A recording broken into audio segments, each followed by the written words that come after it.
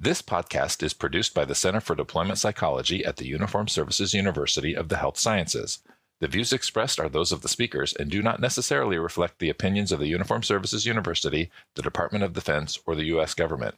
In addition, references to any specific companies, products, processes, or services does not necessarily constitute or imply endorsement by the Uniformed Services University, the Department of Defense, or the U.S. government. Welcome to CDP's podcast, Practical for Your Practice, where we give you actionable intel to support what you do. One colleague to another. Hello, everybody, and welcome to CDP's Practical for Your Practice. I'm Carin Lefkowitz, joined by my podcast pal, Jenna Ermold. Jenna, how you doing? I'm pleased to be called a pal. I think that's an underutilized term, and I think it's appropriate. A podcast pal is a good place to be. Plus, it's an alliteration, so it is. It's a bonus. It is. It really is. I don't know about you, but I'm pretty excited about our episode today because we have a legend with us, somebody who we've been really eager to get on this podcast. We have Dr. Joe Ruzek with us today to talk about PTSD group treatments. Hello, Joe. Welcome. Hi. What a pleasure to be here. Thank you. Oh, it's our pleasure to have you. It's kind of like a nice reunion. We used to all see each other at ISTSS, and it's like the band is back together to chat about important stuff. Trying to make beautiful music. That's right. Exactly. I love it. Well, since we've got the band back together, maybe we start by introducing our band member to our listeners.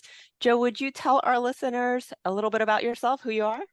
Yes, I guess I would identify myself here as a clinical psychologist, first and foremost. I have been a PTSD specialist across the second half of my career because I was lucky enough to go to work for the Veteran Administration National Center for PTSD. I worked there for 26 years in Palo Alto, California, at the Dissemination and Training Division as a sort of a clinical educator, really. But then they bumped me upstairs. I was not too good at what I was doing, and I eventually wound up for the last 10 years as the director of the division. So I specialized in things like development of technology for trauma, the dissemination of best practices across the workforce, and also early intervention to prevent PTSD. So you know a little bit about just PTSD. A little, just a tad. I those who cannot do teach. So I hope I know some things, and many things I don't know, but I will tell you the things I do know. Very modest as always. Well, Joe, one of the things that we have really been fascinated by or excited about this season is we have this theme, which is what is your why? Really trying to kind of hear the what do we call it? The origin story. I always get that wrong. The psychologist origin story. Like, why did you choose to kind of go into what you did? What is your why for what you continue to do? If you can kind of like tell that origin story to our listeners, that would be amazing. Well, I think I fell in love with psychology as a young man at UCLA, University of California, Los Angeles. I didn't know what I wanted to do, and I took a class, believe it or not, on behavior modification at a time before it was not even cognitive behavioral. The hyphen had not shown up yet. It was behavioral psychology. I fell in love with it, and I had, as a lot of young people do, I wanted to do good in the world, and I wanted to help things, and I thought it's a marvelous way of doing it because it seemed to make so much sense. So I thought about what I wanted to specialize in my career, and I was very interested in bringing psychology, the empirically supported methods, the best science and the best effective techniques into self-help organizations, into groups. And so my idealistic idea was to create cognitive behavioral self-help organizations. As a young man, I lived for 8 years in London, England, and I started an organization called Drink Watchers. And in Drink Watchers, I ran Drink Watchers groups for many years. So I ran lots and lots and lots of groups. And I became interested in groups, partly as a result of that. Later, when I went to the National Center for PTSD, that was at the time, very famous within the VA as a group residential treatment program. It was the one that everyone came from all over the United States and sometimes the world to visit and see. And they had a lot of milieu therapy, and there were dozens of men, 50 Vietnam veterans with PTSD in a room, and I would run groups for them too. And I ran all different kinds of groups. Out of that experience, I sort of thought that, groups are pretty marvelous things. The magic that happens in a group, the mutual support among people that have been through similar experiences, can't really be recreated between a therapist and a client so much, because you haven't walked in their shoes, and they relate to each other. And I saw that magic, and I realized it could do a lot of things. My interest has never been solely in symptom reduction. It's more in helping people build a better life for themselves. And groups are very good at doing a whole lot of things that individual psychotherapy would find more difficult. I love that. And that social connectedness that happens in groups amongst people who have had some aspect of a shared experience, and the power behind that. That's fascinating. I didn't know that backstory, so that's really interesting to me. That's why we ask those questions. We get some really fascinating answers from our guests that we weren't prepared for. Absolutely. Yeah, and groups, you see it in lots of different kinds of groups where people that are suffering or dealing with a common difficulty come together. The mutual aid is enormous. Groups are interesting. Back at a time when trauma-focused psychotherapies were very controversial, back 30 years ago, people didn't want to do it. In fact, at that time in the VA, and I think in the Department of Defense as well, there was a belief system moving around that PTSD was a chronic condition that couldn't really be treated. What you needed to do was help people manage their symptoms. And so there was a lot of resistance to talking through traumas. At the time, exposure therapy, cognitive processing therapy were not in the VA. And so, what was there were mutual aid, mutual support kinds of things. But I watched the men really bond and connect. And one of the kind of interesting hypotheses, and with cognitive processing therapy, it's been found in some research studies, is that when people work on their traumas in a group, paradoxically, they're sometimes less likely to drop out of treatment than if they're doing it individually, because of the loyalty and the bond that forms between the men or the women. They don't want to let each other down. So oftentimes the dropout rates, which are a big problem, as you know, in trauma-focused psychotherapy, are reduced by getting people to do these things in groups. I love all those points. And the first thing that you said reminded me of my very first experience in the VA when I was a lowly practicum student way back when. And that the message definitely was that PTSD was not a thing that you could recover from. It was a chronic condition, and the best we could do is offer veterans a session a month for the rest of their life and hope we can keep them somewhat stable. So to hear you talking about that evolution is familiar and good to hear. And I also love the way you're talking about the benefits of group therapy, that mutual aid and that loyalty that individuals have to each other. I know you just finished editing a book on group therapies, and I'm curious what you have found, like what's the current state of the research or the knowledge on group therapies in terms of what works and even what doesn't work? Well, it is a less advanced field in the sense that there's been much less research conducted on groups than on individual psychotherapies. For pretty much obvious reasons. It can be hard to pull together groups. It's more of an enterprise to conduct research on group therapies. There are a number, probably the most of the research that is supportive of group therapies has been conducted on the so-called group versions of the evidence-based individual psychotherapy. So most groups for PTSD are actually adaptations of individual psychotherapies for group environments. Mostly, I think, because of economies of scale. You can simply help more people in a group than you can individually. And that was always one of the reasons why I thought groups are very important. Just to quickly say, the other issue is that many times the impact of trauma and of PTSD symptoms is to create a lot of social problems, interpersonal problems for people, problems with marriages and child raising, problems in affiliating with friends. People become socially isolated, have a lot of problems adapting the workplace, which is so interpersonal. And so groups are very good laboratories for that.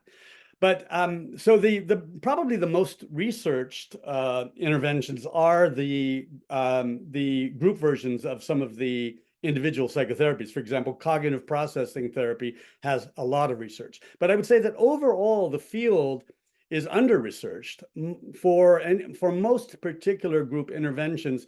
If we're lucky, we have one or two randomized controlled trials, not usually as methodologically strong as the individual treatments. And we have a lot of other suggestive work, pre-post designs and things like that. But more work is needed to establish the efficacy of the groups and also their relative effectiveness compared with other groups and compared with individual psychotherapy. CPT, for example, has done comparative studies of individual and group psychotherapy. And it's probable that if you're trying to reduce PTSD symptoms, individual psychotherapy may well be better. But again, as I've said, there are a lot of other things you want people to gain from treatment experience that probably groups can help with, like the social side of things, increasing sense of trust, helping people learn the skills for reconnecting with other people if they become isolated. Yeah, there was something you said that really stuck out, which is you called groups as kind of a laboratory to try out those new social connections. And that's exactly what I was thinking as you were chatting, that there have to be other ways to measure the effectiveness of group besides just the reduction of PTSD symptoms, because there are certainly other benefits that come from it that go beyond, a score on a PCL or a PSSI or something. Well, I mean, I personally would see you and raise you, because I think that's a problem with the entire field of PTSD. We've kind of turned into a little bit, of a medical model of all this with our diagnoses, establishing our diagnoses, and there are many ways in which trauma affects people. Certainly, it creates all of the symptoms that we call PTSD, but it affects lots and lots of affects people's lives in many ways. So really, I think, particularly in group psychotherapy, it's also true of individual psychotherapy, we ought to measure not only reductions in PTSD and depression and that sort of thing, but we ought to measure its impact on their lives. Now, it's common that we'll measure, some index of psychosocial functioning, but we don't measure in a lot of detail. We don't really know when we deliver PTSD treatment what effect it's having on the marriage, what effect it's having on child rearing and parenting, what effect it's having on the formation of friendship relations or the ability of an individual to succeed at work. So there are all of those. We should be measuring the interpersonal outcomes and the life outcomes of PTSD treatment. And I would also say, it's one of my personal hobby horses, we should measure the frequency and intensity of positive emotions. We don't want to just reduce bad feelings. When we treat a person for PTSD, are they having more fun experiences, more good, strong, enjoyable emotions, more connections with other people? Is that happening more intensely and more often? It oughta, because that's what having a good life means.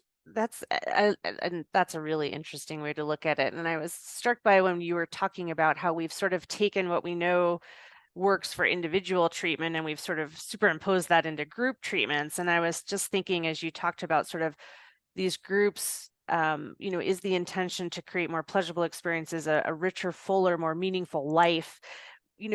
Does it, and I apologize, I've not read the book yet, Joe, but, what is one thought that we can sort of do some of the individual EBPs to sort of target the PTSD symptoms with an adjunct of a group that maybe rounds out these other portions versus superimposing, for example, I'm a PE trainer and PE has some things that are challenging when you talk about doing that in a group.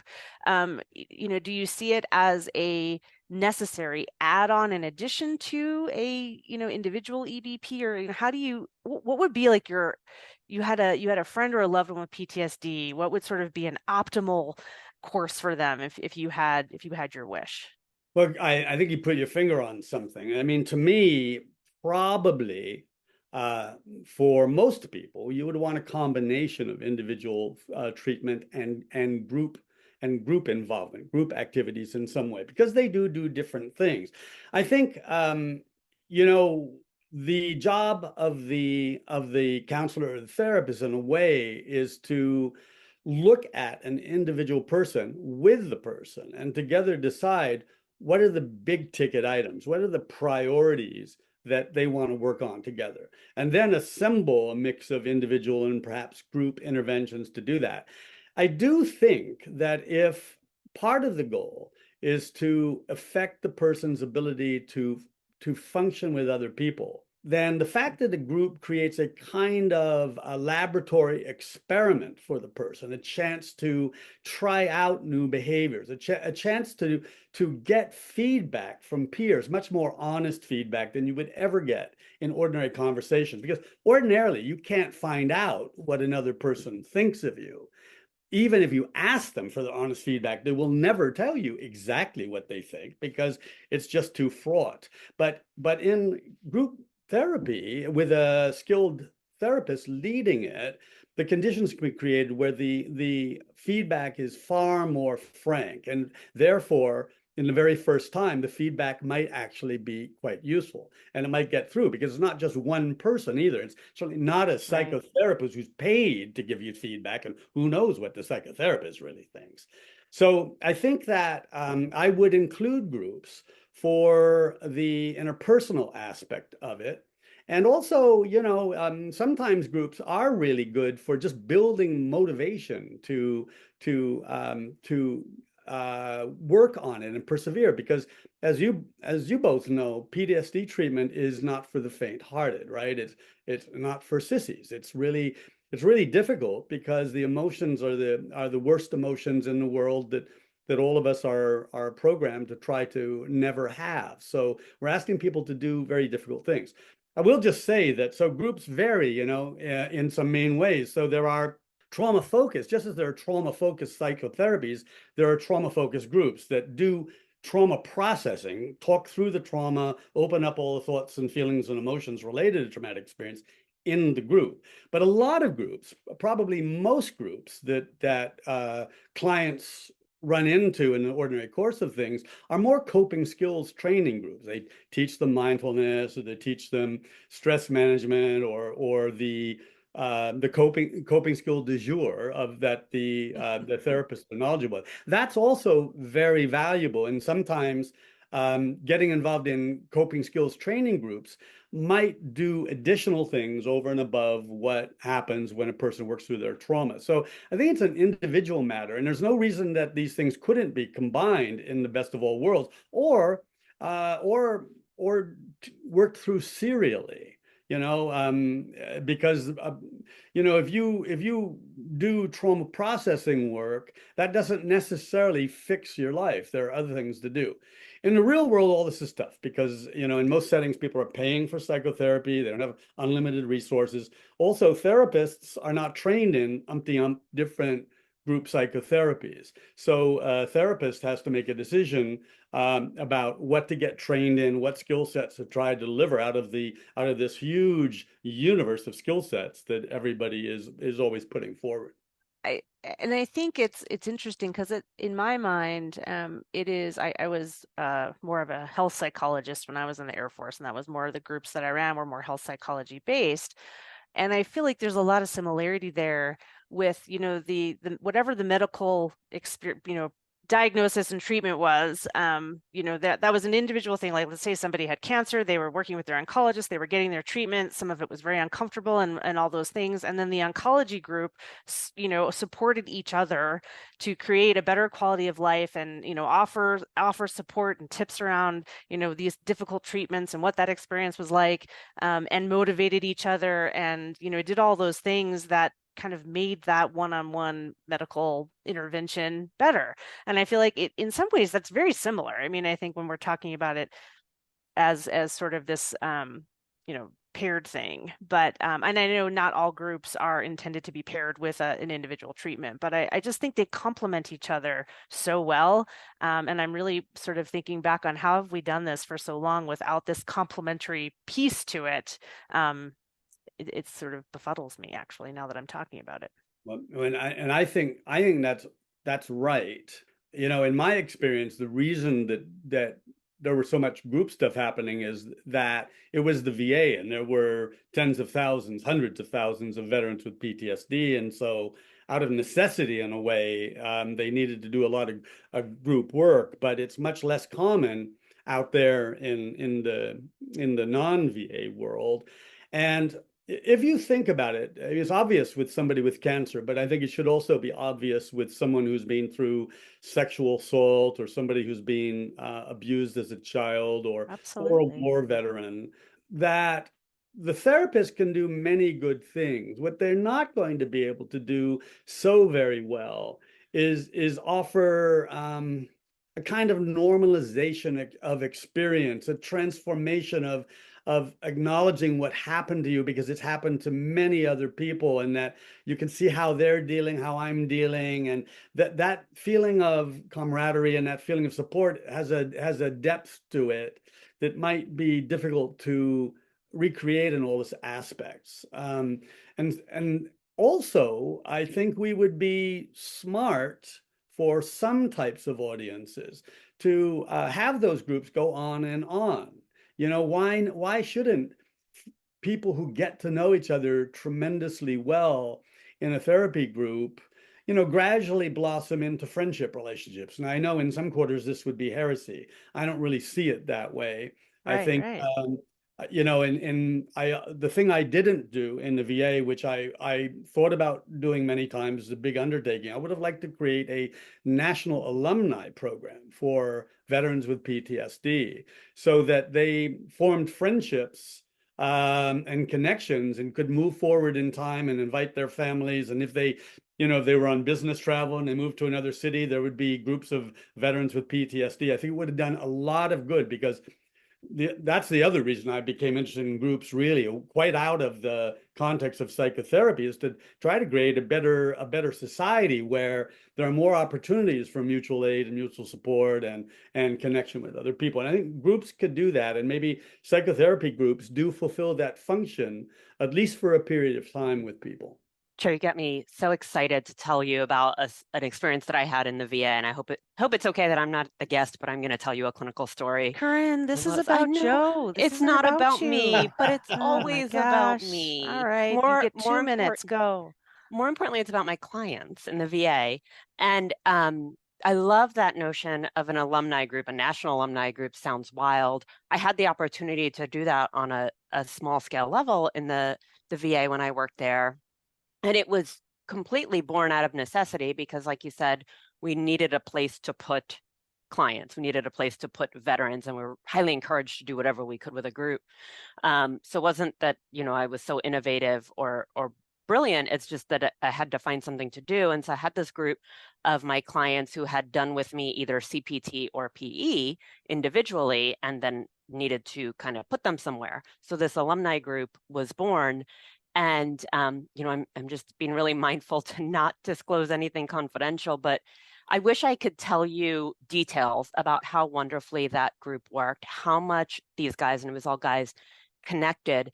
They did become friends through that group.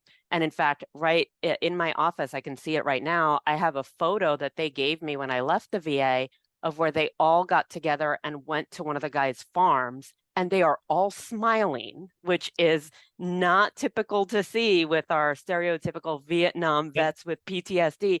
They're all smiling, standing together on this farm.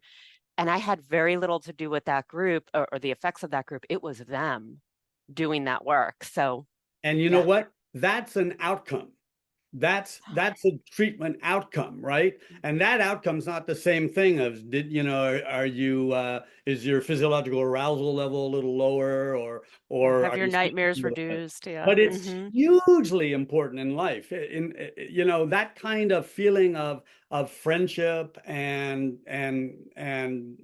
good feelings and connections with other people, of being liked by other people, being known by other people, that's worth at least as much. I'd probably more than symptom reduction. So that experience that you describe, I saw a lot in the kind of residential program that we had, which was this massive program.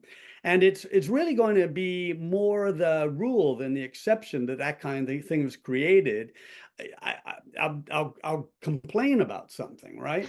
So we are kind of sometimes at risk of losing sight of an ability to innovate in this field, because in a lot of healthcare systems now, rightly, we focus on, are we helping people with their symptoms? Quite rightly, we need to do that. For a long time, we weren't. But that's not the only objective. So if I wanted to start an alumni group, right, that's not going to look good for my boss, because it's not client contact hours, right? And what are you off doing this whole thing, creating this big group of graduates from the program that form a whole community that goes on for the next 25 years, and they help each other, support each other through everything, help each other relapse prevention, make a rich life for each other. You get dinged for that because, that's not in our zeitgeist, our worldview of what therapy is. So this is another thing about, getting too locked in the medical model of all this kind of thing. But it's a really big deal. I mean, one of the reasons why I was passionate about the book is I wrote a final chapter in the book on the future of working with people with trauma in group format, because I think there are some very good ways of improving group psychotherapy, which are sort of near term, and take group psychotherapy and improve it. But I think, my interests have turned to helping people deal with adversity, disasters, climate change, social conflict, all these things that are pretty noticeable now in our society and are likely to get worse over the next 30, 40 years. And I think that we could do a lot of very innovative things with groups. Can I tell you a couple of my wild ideas? Are you okay with that for a second? We were kind of hoping you would. Yes. Yeah. Okay. So one idea is that there are a lot of groups in society that are standing groups that people are already in. Those groups are going on for years, and they're going to keep going on for years. Great example are these self-help organizations I've told about. I started to get involved with some groups, women's economic collectives in South India, where impoverished village women would come together economically and each put in a few rupees every week and have a little bit of a communal bank so they could bail each other out. Now, that group is going to go on for 20 years. Why shouldn't we take our psychological methods, coping skills training and other things, and bring them into those groups and give them an additional formal purpose of mastering, improving the well-being of each other and the resistance against the fortunes of life? And so let's take the kinds of things we know how to do, and let's integrate them into groups that exist for other purposes. What's so great about that is these kinds of groups, they go on and on. Those women or those people in that self-organization are going to know each other for 10 years, and they're going to interact with each other hundreds of times. That doesn't happen in psychotherapy. Psychotherapy comes to a hard stop. Let me tell you another kind of group. Each of you exist in a social network. You've got friends, you've got family, you've got a boss, you've got an old mentor, you've got a sister-in-law, you have somebody you went to school with 20 years ago. That's who your people are. They're your peeps, right? And why shouldn't we do network interventions? Why shouldn't we pull together networks of friends and family and work with them as a unified group to help them support and shape each other through life. After all, they're going to be working with each other through years.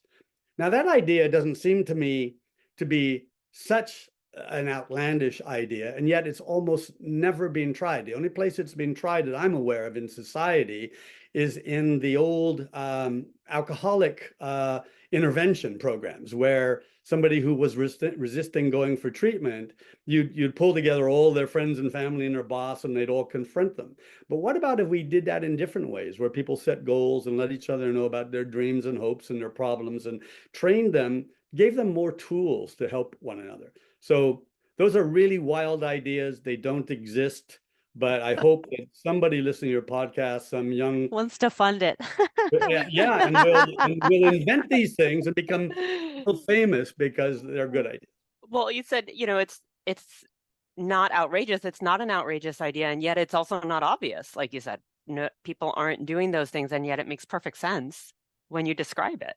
I'm glad you think that. I don't think either of those things have really been done. And if there's young researchers out there, you can make a whole career on this. And I think they're quite feasible. Well, that's a pretty good segue, Joe, to get us to towards the end of our episode, to our segment that we call Actionable Intel, where we give some resources to our listeners who either want to get better with group therapies, want to learn more about innovations in group therapies, or want to take on your challenge and actually start implementing some of these new ideas. So if you have some resources or some guidance, we could share them here, and then we'll also include them in the show notes for our episodes. So where can our listeners start? Well, the first thing is, I think our listeners should start by kind of thinking for themselves whether they want to do it, make a decision to do it. I think I would strongly recommend to every mental health professional that they learn to run groups. It's not so different than doing individual therapy. The skill sets for a group leader and the skill sets for an individual therapist overlap tremendously, and particularly in CBT type groups. But there's an additional skill set that isn't there in individual therapy so much, which is structuring a group, setting an agenda, moving the group through, like you have artfully moved me through this interview, reinforcing constructive behavior, dealing with people that are talkative, managing conflict in a group. All those kinds of things are slightly different skill sets. And you find a trusty colleague or friend or companion who wants to do it with you, and get busy. You can find a supervisor if you want, but these things it's not rocket science. You can learn to do this and take it on. So number one, go do it. Part of the reason is that the skills that you will develop in running psychotherapeutic groups will be skills that will help you tremendously in your professional career generally, because a lot of those skills are the skills you need to manage a treatment program or to run a team. If you want to be if you want to be a person who is a boss or is leading teams, then those skills are tremendously important. And oftentimes, if a person who's good clinically, who's got all those kind of really good communication skills and can flow with groups of people, will be a tremendous manager and team leader in other settings. I think that what I would do is, there's such an array of psychotherapies. What I would do is get like the CPT manual, cognitive processing therapy manual, right? Because it's beautifully manualized, the time, things to say, the assignments and everything.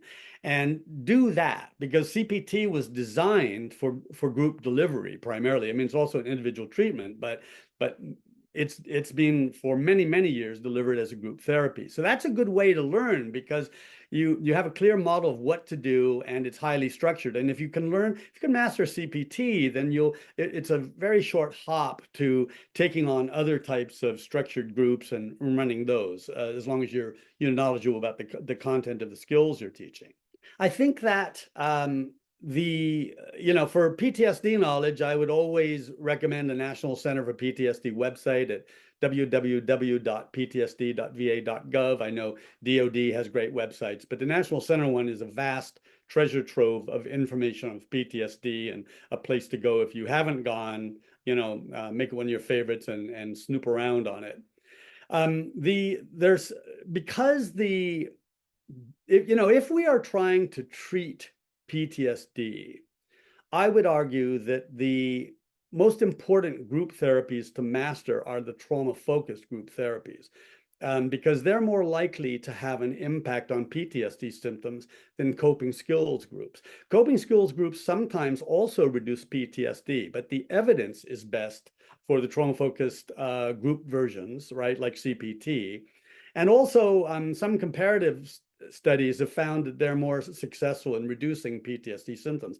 Even such wonderful approaches as dialectical behavior therapy, which is so good at various kinds of coping skills training for emotional regulation, you do not advocate that they be used to treat PTSD in the absence of something that's also trauma focused. So therefore, it's good to learn PE and CPT or EMDR. And the Medical University of South Carolina, if you go to their website, has great online training in PE and CPT, 10-hour online courses. Now, they're not adequate probably as a training in these things, but they're a very good place to get started and learn. And then I'm not trying to advertise my book, but I would say that if you are interested in groups, it's a pretty good place to look because it's new, so it reviews the various existing major, with a couple of exceptions, most of the major group treatments for PTSD. So you can find out about that. But more importantly, we also put in like about 7 chapters on the nuts and bolts of running groups. So it's kind of a mix between reviewing what's known about group treatment of PTSD and associated problems, but it also lays out how to structure a group, some of the interpersonal skills that are needed, how to evaluate a group, the issues about preparing to organize a group, recruiting people, all those kinds of things are also covered. So it's sort of a little bit of a basic manual on how to set up a group. So those are probably the resources that come to mind. In the end, there's no substitute for jumping in with a trustee colleague and getting a mentor, somebody who's done a group, to offer supervision and running a group. And Joe, you'd be remiss if you didn't name the title or share the title of your book with our listeners. Well, it's edited by Guilford Press. It's called Group Approaches to Treating Traumatic Stress, a Clinical Handbook, edited by me and Matt Yauch and Chris Berkman. It's a pretty good pragmatic tool, and I think it would help people who want to try their hand at groups. But remember, there are a lot of reasons to get involved in groups, because psychologists need to get out there and try to change things, and getting the skills for running these groups, even if you don't go out and be super wild and change the structure of existing groups in society, it'll still be a great skill set to have in your repertoire, and also something you'll find immensely enjoyable. I really think it's a critical skill. And as you know, our podcast is practical for your practice, and I feel like those recommendations are very practical for our listeners to be able to take next steps.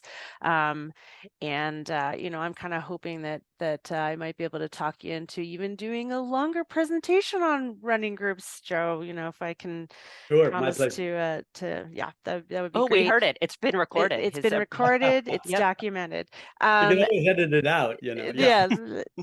But anyway, I think those are so many fantastic ideas. We will definitely link all the things in the show notes.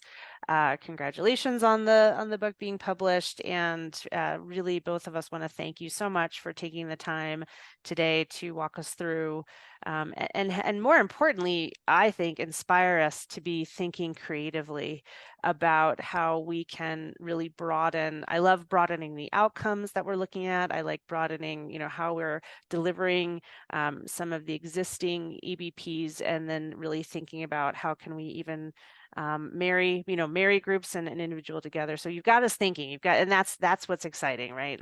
Where can we take this? What kind of communities could we bring this into? So anyway, it was a pleasure. Thank you so much. Thank you, listeners, for listening in, and we hope to catch you again next time. But thanks again, Joe and Carin, for a great discussion. Thank you so much, and good luck to the listeners. I hope it's helpful, and I hope it gets you to go out there and try something new. Thank you. Absolutely. Bye, everybody. Bye. Bye. Thanks for listening to Practical for Your Practice. Please feel free to subscribe, like, and share. Until next time.